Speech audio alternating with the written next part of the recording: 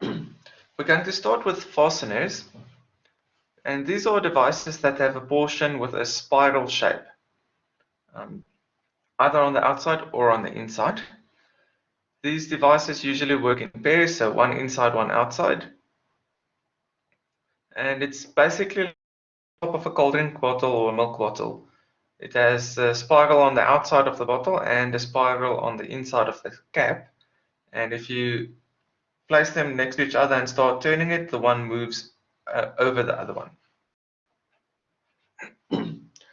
These are basically used to keep components together, like keeping the seal on the top of the bottle. So by tightening the cap, you force the seal to be in contact with the top of the bottle, which will stop the fluid from leaking out. These are used in almost any machine around us, like the nuts that hold your car's wheel in place, small screws holding your cell phone's internals together, the small screw that keeps your glasses hinge points together. All of those are fasteners. If you remember the little DIY car, it has fasteners that are used to keep the axle plate in place. So there's the little DIY car. Okay, the focus is terrible on this thing, just give me a second.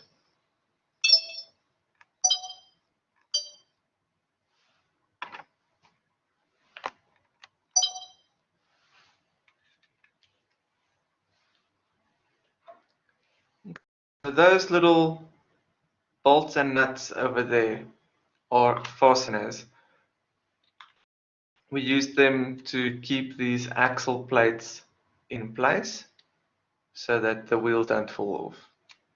So those are examples of little fasteners that you guys have seen in person.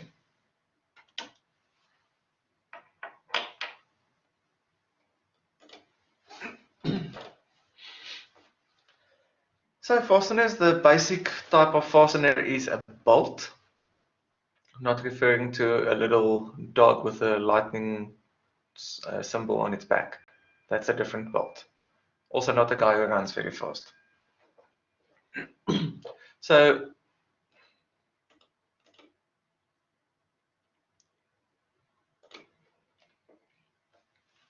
basic bolt terminology. So we have the round or cylindrical shaft, and then there's a spiral cut around the perimeter of this shaft. Just want to check the questions. No, not questions. Then there's a spiral around the outside of the shaft. The bigger diameter of the spiral is called the nominal diameter. Let me quickly show you an example.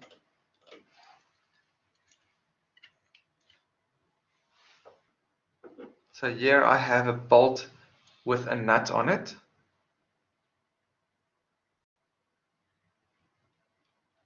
You can see as I turn the nut, I'm turning it counterclockwise and it's moving away from my left hand. Turning it clockwise causes it to move towards my left hand. Okay, so the outside diameter of this bolt is about 20 millimeters. The smaller size or root diameter is about 16.9 millimeters.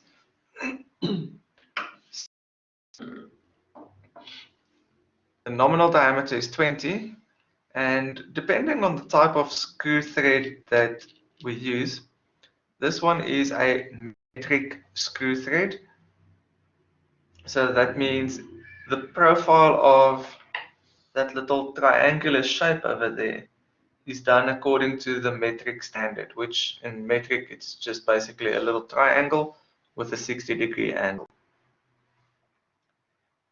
The metric is to do with the angle, and the diameter is the nominal diameter, meaning this bolt, if it's a metric bolt, its terminology, because the diameter was 20, would be a M20 bolt. So metric screw thread, 20 millimeter nominal diameter. What's interesting to note though is if I remove the nut,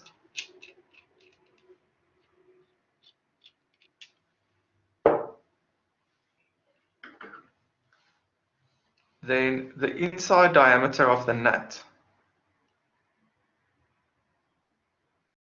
is 17.5 millimeters in this case, not the 20 that we had just now. So you'll notice the 20 is bigger than the hole that goes through the nut. And that's because the spiral in the nut, there you can see it on the inside, there. That spiral is cut from the inside diameter outwards. And on the bolt, the spiral is cut from the outside inwards, meaning the outside of the bolt is bigger than the inside of the nut. Otherwise, it will fall through.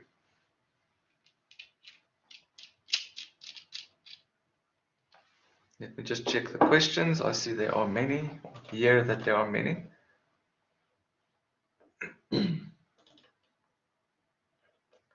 Nice model car. Well, that model car is the one that you guys were supposed to buy.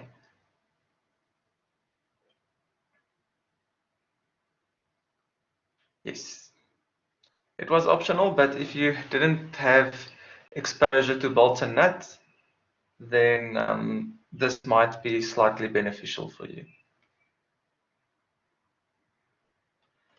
No, so remember, a bolt and nut isn't an interference fit. It is a profile that matches. So the profile of the bolt has that zigzag, and the profile of the nut has the zigzag, and they go into each other. So they don't interfere where they're physically trying to occupy the same space. They occupy space next to each other. Let me show it to you in this example over here. Here I have a component where the little spiral is tapped into it, and it was done such that, just want to see where the focus is the best. It was cut open so that you can see the little zigzag profile. So that zigzag profile matches into the one of the bolt. So if I put the bolt in there and I turn it, as I turn the bolt, it will go into that spiral and move along the spiral. So it's not interfering with each other. They are designed to mate into each other. So just to quickly show you, the whole idea of using a fastener is to keep stuff together. So let's say we wanted to keep something on top of this plate. Let's say this random little component we want to keep on top of the plate.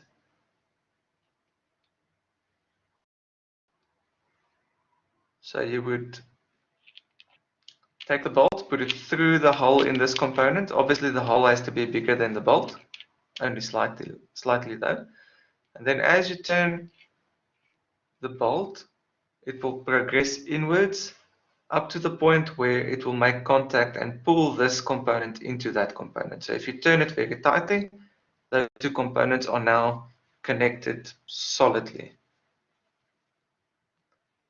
And if you turn it the other way, you can loosen it up again. So bolt and nut is a non-permanent connection method.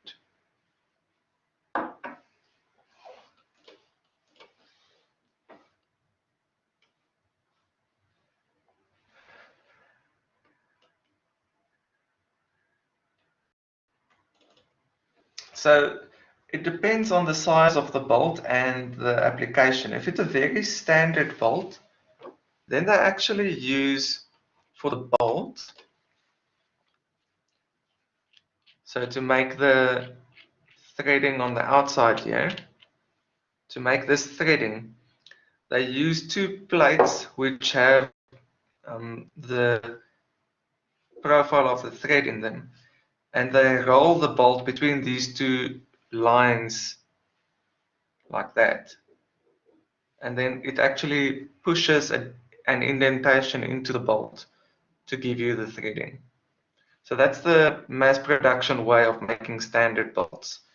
You can make non-standard bolts by taking a solid shaft, spinning it, and then cutting the spiral along the outside. Nuts are made a little bit differently. They are made using a solid piece of steel, which they whack into the hexagon shape, and then they punch the inside out of the nut, and then they use a tool called a tap. This is an enlarged version just so that you guys can see what it looks like. So it has the same spiral on the outside, and it is used to cut a spiral into this nut. So that's just a display one. This is an actual tap. If you look very carefully, you can see the little spikes.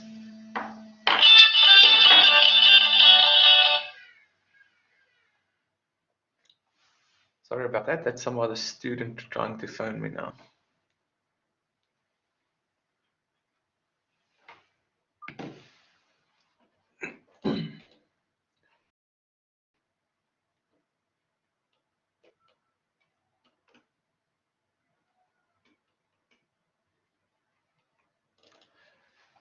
There are actually quite a few different standards for bolts and nuts. In South Africa, we mainly focus on the metric screw thread, but there is a British standard and things like that as well.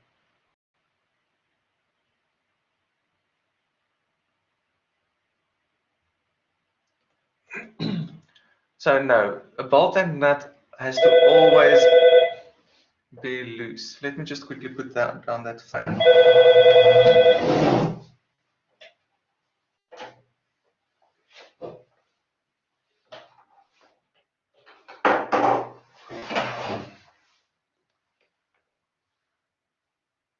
The joys of teaching from your office, when anybody can just phone you when they want.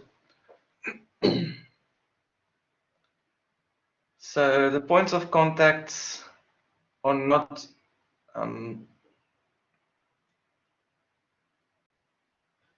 the different fits. It has to always be a clearance fit, otherwise the bolt won't go into the nut.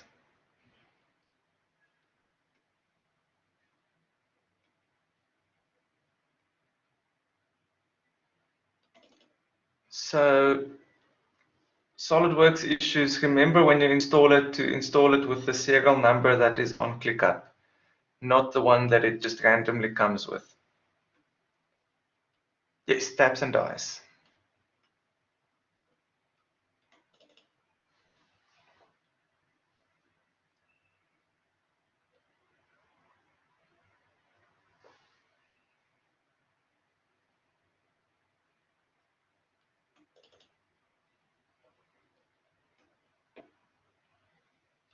Use the one that is on ClickUp. Okay, back to the content for this class, which is not SolidWorks or practical stuff. Okay, people, please stop chatting on the chat box. I get a ping every time someone posts something, and then I have to stop my lecture and go to the question because it might be relevant to the lecture.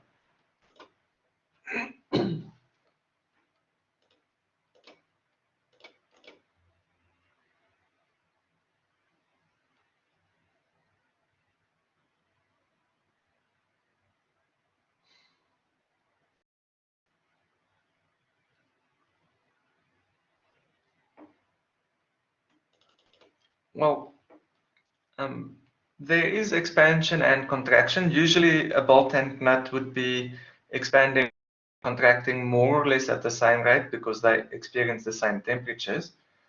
But the amount of expansion on steel or aluminium is so small that the tolerance or looseness of the thread in between the bolt and nut is way, way, way bigger than the tightness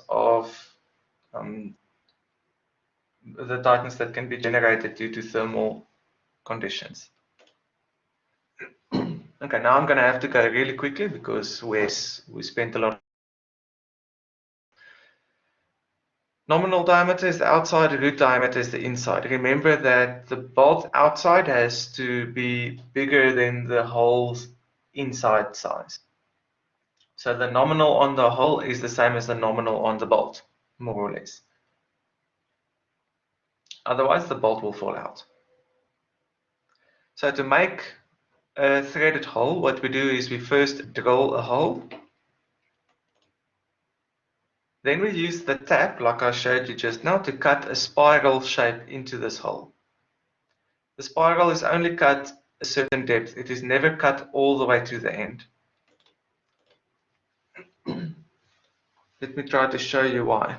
If you look at this tab, you'll notice here in the front of it, it is slightly smooth. So the spikes grow gradually from here to its full size over there. Meaning the tab has to always have a slightly pointed end so that it can find its center in the hole. If it doesn't have a pointed end, it will never start to actually cut the spiral. But the drawback of that is it means that the little smaller diameter end means we can never physically cut a spiral all to the end of the hole. So drill a hole deeper than the spiral, then we cut the spiral, and then we screw in a bolt. And it's also considered very bad practice to screw a bolt in all the way to the end of the threading, because it might mean that the bolt will run out of threading and stop turning before it has actually started to compress the component which it was intended to compress. So just to recap, the hole is the deepest, then the thread, then the bolt, with a distinct gap between them.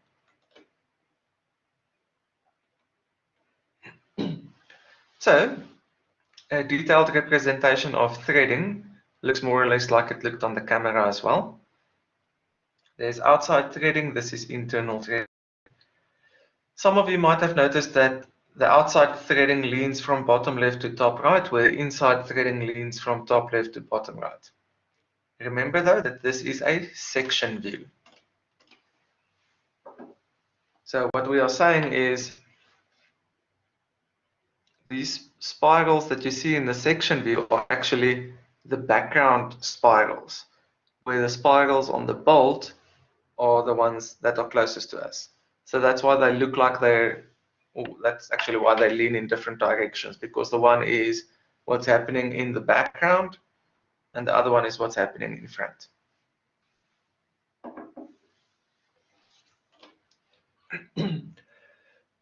This third picture is a picture of a bolt screwed in halfway. So at the top we see the bolt, at the bottom we see the background spiral cut in the threading. Fourth one is just a bolt all the way through. Now obviously bolts are standard components, so for us to draw these spiral lines is a big waste of our time. So there's a schematic representation that one can use for that. Instead of drawing the spiral, we draw the outside of the bolt, and then we draw the threading with thin lines.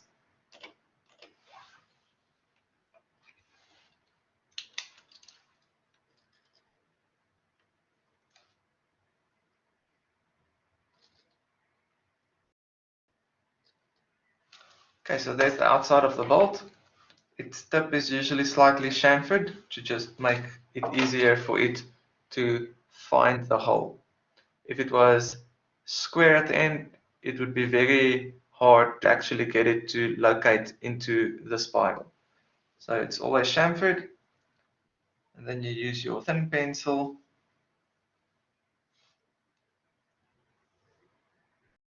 draw it like that. So basically what this line represents is, I just want to get a sample of a bolt. You'll see in this bolt, the spirals don't go all the way to the other side.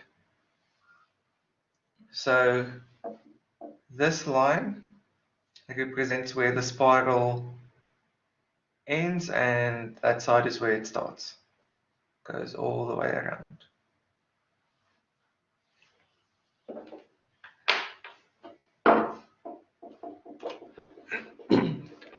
So looking at the bolt from the bottom, we will see the outside of the bolt, and on the inside of that we will see the spiral that's being cut around it. Now, the best way to draw the spiral to actually schematically show that it's a threading is to use this convention where we have a spiral that goes just more than 3/4 around. So that's almost like it starts over here and then goes in and around. That's just the standard way to draw it. For the hole, we can see through the smallest or root diameter of the hole. So that's the solid circle. And then the threading is cut from the inside outwards from there. So that's why the threading is shown on the outside for the hole and on the inside for the bolt.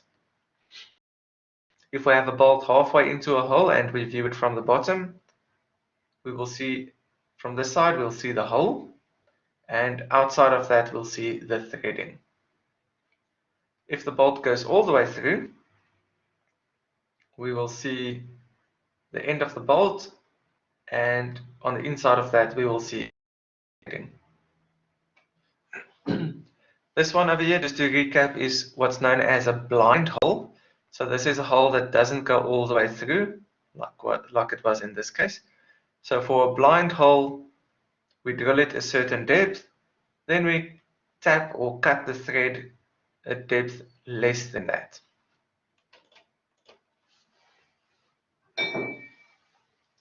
So here's just a random component, and now you'll notice this hole over here. You can see my finger on the inside. So that is a through hole. Drilled straight through, and the spiral goes all the way through. These holes, however, that one, and these two, don't go all the way through. You can see that you can't see through the hole.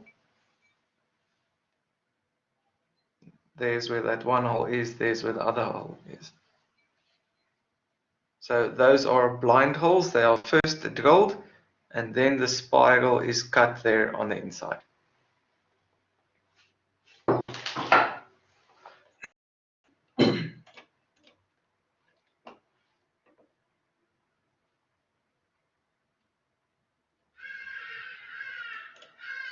So that component that I just showed you is a compressor housing for a Toyota 2C turbo. It's an old Toyota diesel engine turbo intake side, not the exhaust side.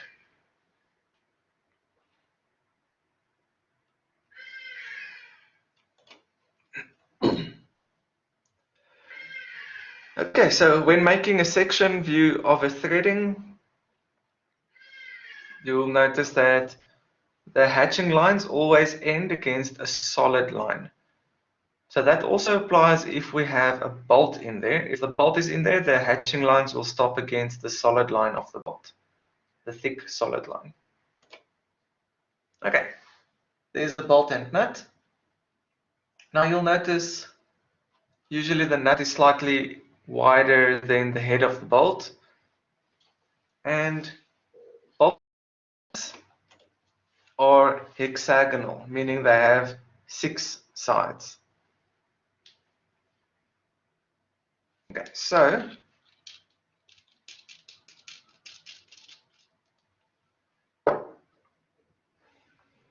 if we draw that bolt,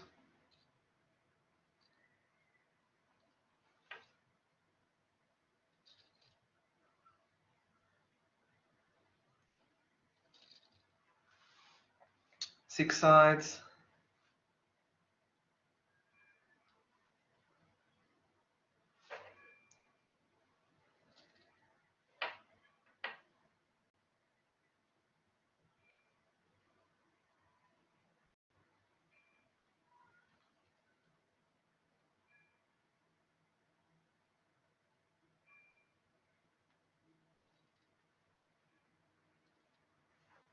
there's the nut. We can also see from here 1, 2, 3 sides.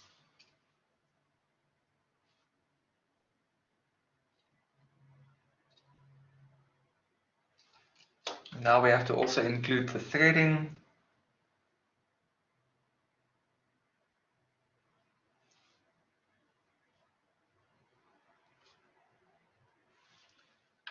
Something like that. Okay, I see it's a bit light on the screen.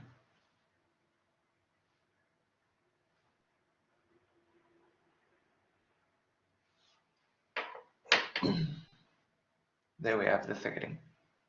Okay, so if we view the bolt here from the top, this is what we see. If we now go, so from the top, that's what we see. If we view it here from the bottom,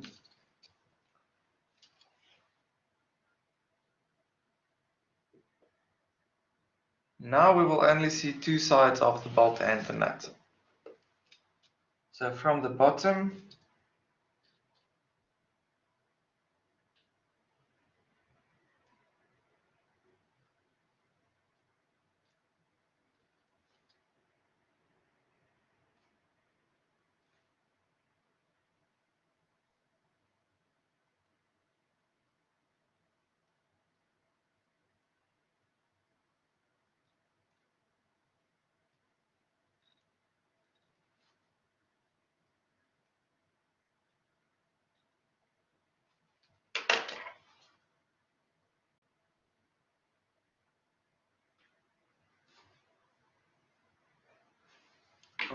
we will only see the two sides.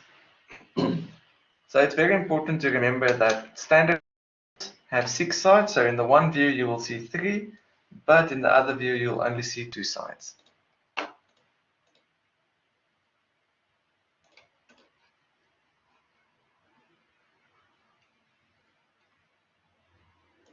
Yes, that's exactly why they make the nuts hexagonal, to be able to grip it.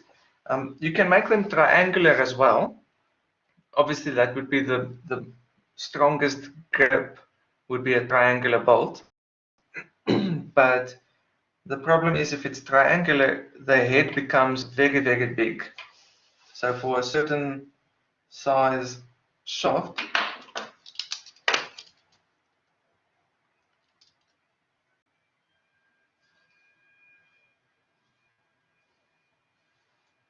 you need a really, really big space for this thing to run in, to be able to work it. You can do square as well, but the standard that was chosen upon was 6 sides. Okay, so the advantage of having 6 and not too many sides, you'll notice now the more sides that we have,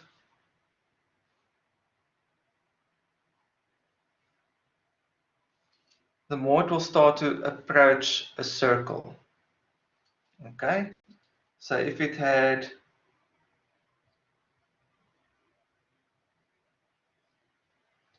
8 sides, it would now be so round that we have a very, very short grip length on it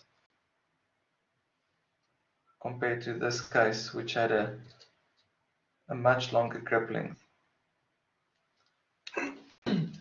So that's why the standard is 6 sides, so that you can grip it well without letting it slide very easily.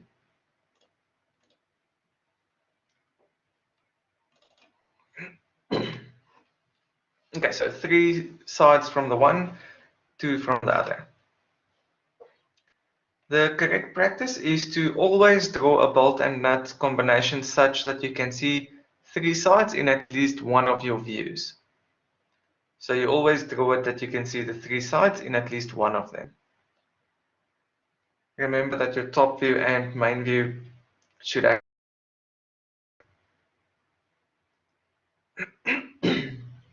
So this is the correct way. 3 sides are visible and the top view lines up with the main view.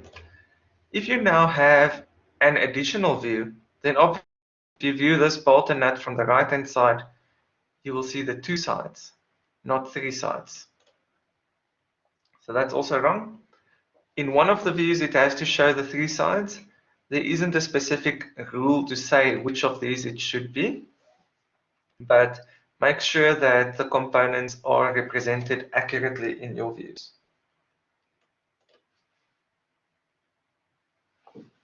So bolts and nuts are used to keep components together. For the bolt to be able to go through and rotate easily, there has to be a bit of a clearance, meaning the hole has to be slightly bigger than the bolt. Usually about 0.5 millimeter or so is actually enough already. In this case, the bolt is going into the base component, hole thread bolt. So the bolt cannot have a gap between the bolt and the base component, otherwise the bolt will fall out. Then there's only a gap between the top plate and the bolt itself. This one is called a stud. It's basically similar to a bolt, except that it permanently has a portion of thread that's protruding from your base component, which just makes adding the other component a little bit easier, because the bolt can keep it in line while you tighten the nut. Another advantage of this method is when you have components that you have to disassemble maybe on a regular basis, then screwing the bolt into the base component wears out the threading each time a little bit. So if you use a stud, after a couple of disassembly cycles, the stud will be worn out, and you can just unscrew the stud and screw a new one into the base component. So it just spares the thread in the base component, also the more expensive component.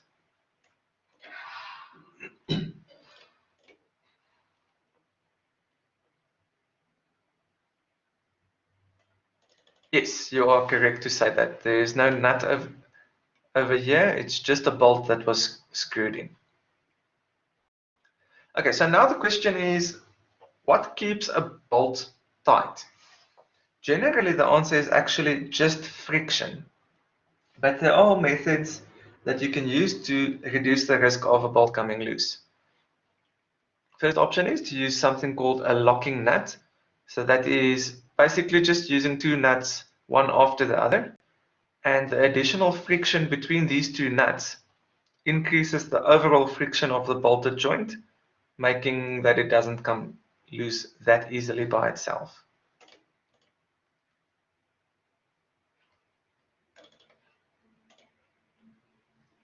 The hatching is different at the top and the bottom because it's two different components. Remember earlier I said to you that you can use different hatching styles. It must just be the same component. So there we have a plate at the top and a solid block at the bottom. Two different components. The second kind of nut is called a nylock nut. So that's a locking device. Basically what it does, I'm okay. So it's a normal nut, but you'll see there on the far end of the nut, it's got that blue ring. So from this side, that blue ring is actually a piece of plastic or nylon, which is smaller than the threading that has to go through it. So as I then put this nylock nut over the shaft, I'll get to a point where that shaft has to physically push the nylon out of the way. So push it out of the way to be able to go through. And it actually needs quite a high pressure to push that nylon out of the way. And that is actually what you need to have the friction there. So these nuts, once they are tightened such that the thread pops out on the other side, then the friction between the nut and the bolt is high enough to stop this nut from usually coming loose by itself. The drawback is it is temperature sensitive. If you heat it up enough, the plastic will melt out. The next kind of locking device is something called a spring washer. So a spring washer is not someone who only baths in September. A spring washer is basically a metallic component. It's made in a spiral shape. It is a spring steel component.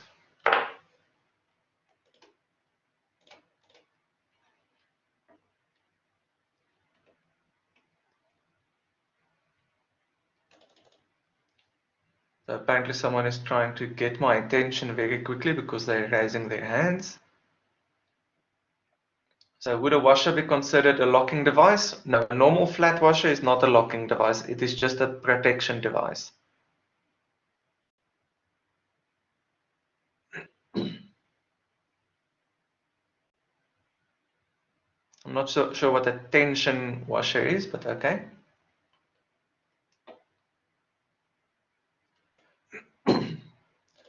So a stud, if I just switch on my camera again,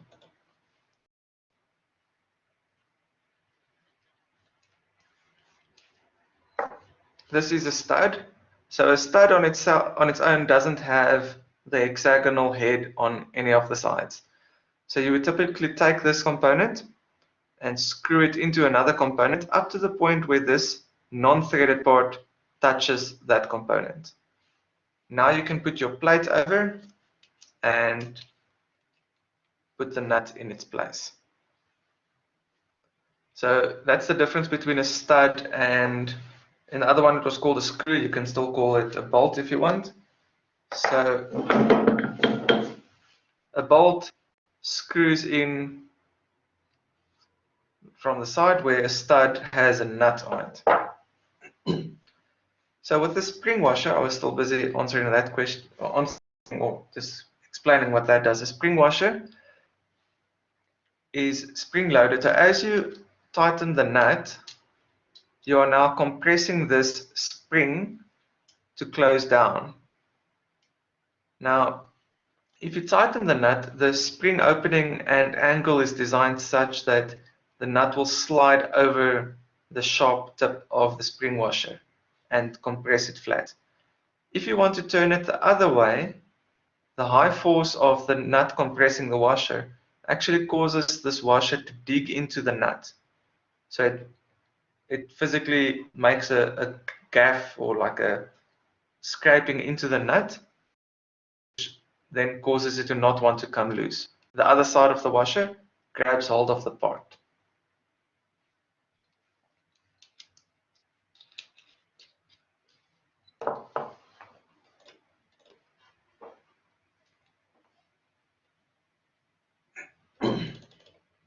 Now, I never said any of the hatching lines have to be 3 millimeters.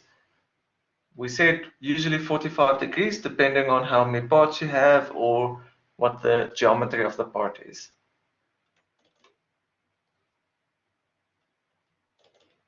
So cylinder heads onto engine blocks can be done using studs.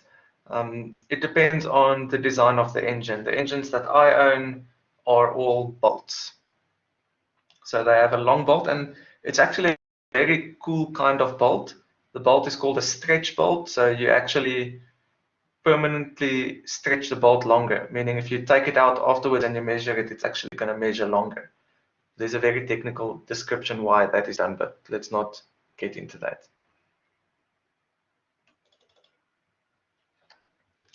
So basically what the spring washer does is as I tighten the nut, it compresses this washer, but the washer itself has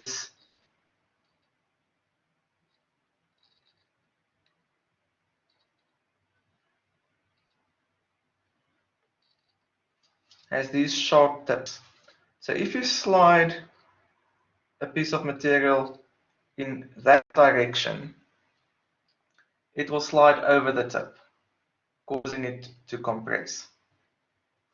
If you want to move it in the opposite direction, that sharp tip over there is going to dig into this component, and then it will kind of be like it's holding the nut in place. You can imagine if you take a spade on the ground,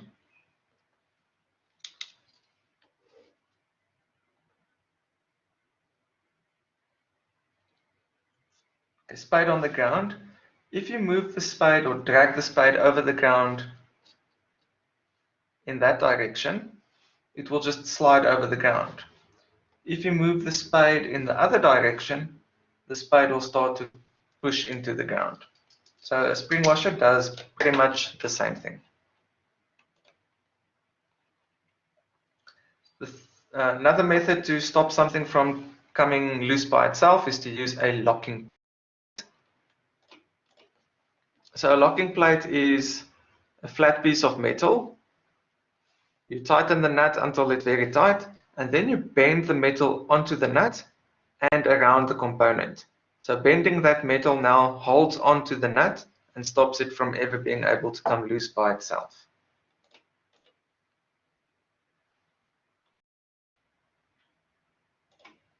Okay. Now the next kind of locking device is one that you will see in MGC quite often, and this is called the castle nut and split pin. If you want the nut to not be able to rotate relative to the shaft, basically what they did is you drill a hole through the shaft, that hole there, and you make a nut with these little ridges on top. It almost looks like the castle in a chess game. So now what you do is you design the length such that once it is tightened, that these holes can line up with that hole in the bolt.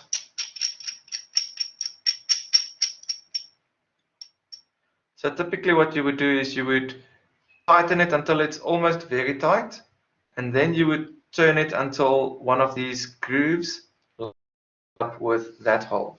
Then what you do is you take a metal pin, push it through there, and then the other side of the pin is bent open, almost like when you bend a paper clip open. So you bend that piece of metal outwards. So if it's bent open, this pin will never fall out by itself. You'll first have to bend it closed again before you can get it out. And while that pin is in place, this nut is not able to rotate relative to the bolt. So this is a nice way to make sure something will never come loose. You find it quite often on your steering components in your car. You don't want your steering to come loose while you're driving.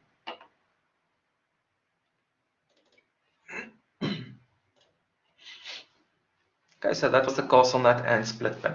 You can note that there are two different types of nuts. The one has the grooves in the nut, and the other one, like the one I just showed you, has a protrusion on top. Good, so that was for stopping bolt and nut rotating relative to each other. Now the next thing that we want to look at is how to prevent a shaft from spinning inside of another component.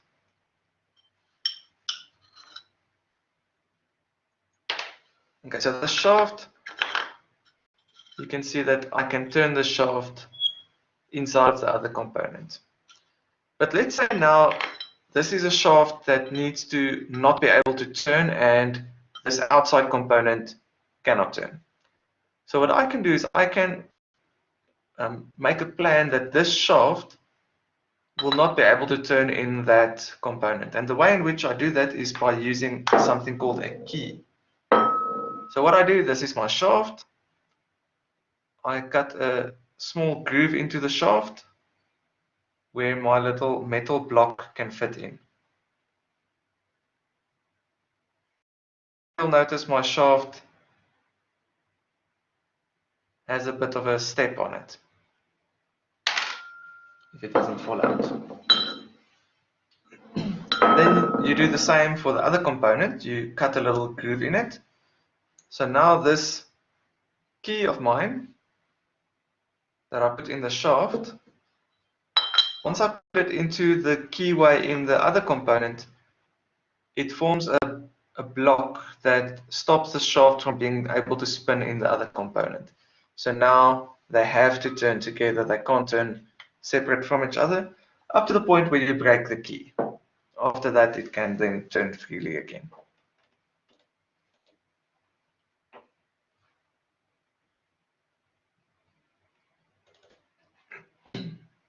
Remember, this lecture is recorded as well.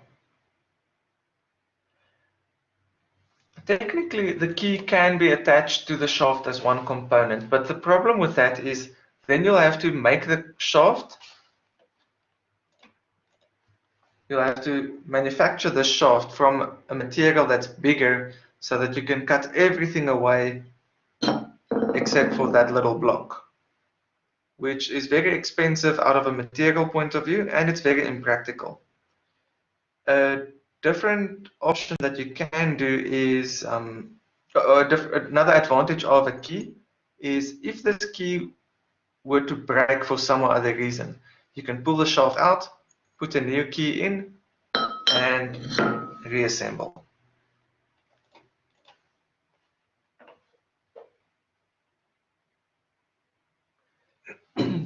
So you can use a press fit to a certain degree, but a key is a device that can handle a lot more relative torque between the two components than what a friction or press fit can do.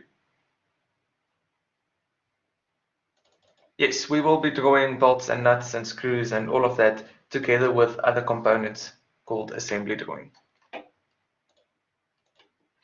Okay, so we have a shaft, a little groove into the shaft, put the key in the groove, push that into the other component, and then we prevent relative rotation between the shaft and the other component.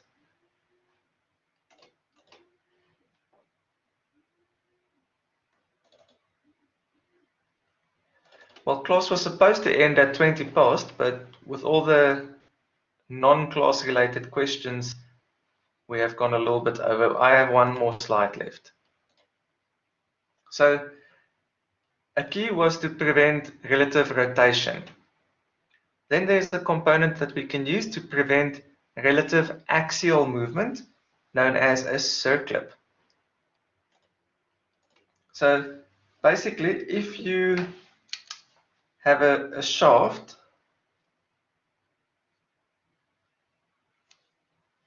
and it has to go through some or other hole,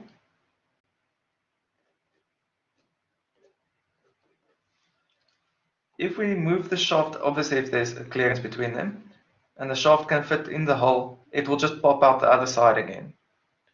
So a means of stopping the shaft from popping out would be to change the diameter to a bigger diameter. So then it can only move up to the point where this surface touches over there.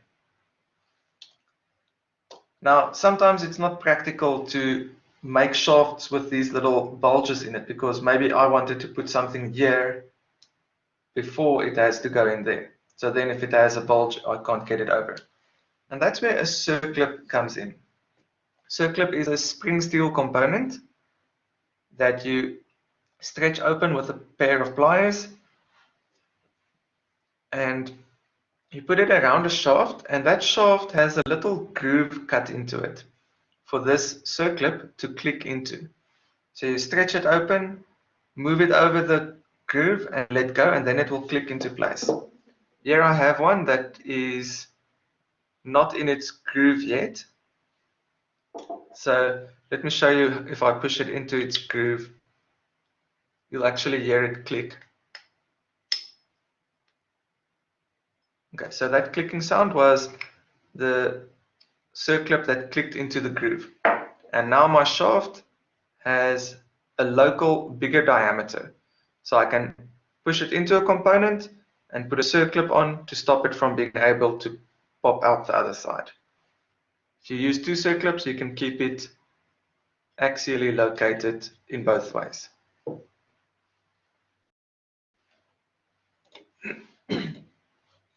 Okay, let's just see. So circlip stops it from popping out axially.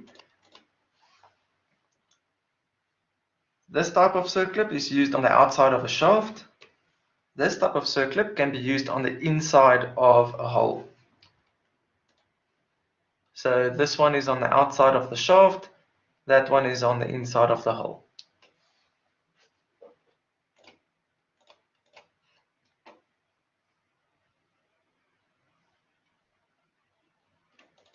Yeah, like anything, if you don't have the right tools, it can be very frustrating. So you use something that looks like a plier, but it's got a very sharp point at the end.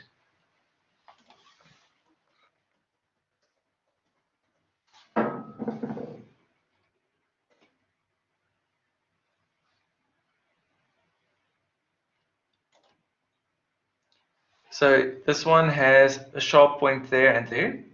So as you put those points into the little holes in the circlip and you squeeze the handle, it will actually squeeze the circlip. This one is specifically built for an internal circlip.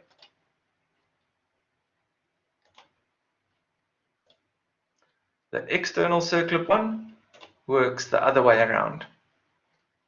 So this one, as you squeeze the handle, it reduces the gap. The other one, as you squeeze the handle, it increases the gap.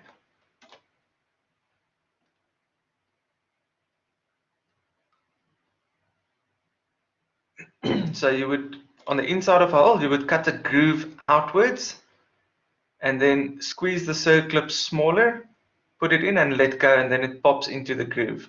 So that will stop this component from being able to slide out. Okay, so I think that is enough said from my side for today. You're welcome to still ask any more questions if you have. I'm glad you enjoy the Angry Bird. I think it's actually a very practical way of helping you see from which side we're trying to view something. So that's it for today. Have a good day.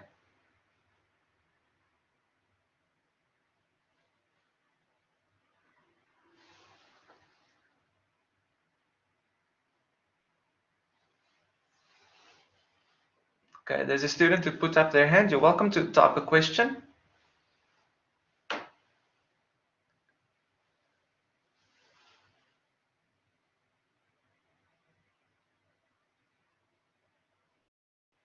I'm glad you enjoyed it.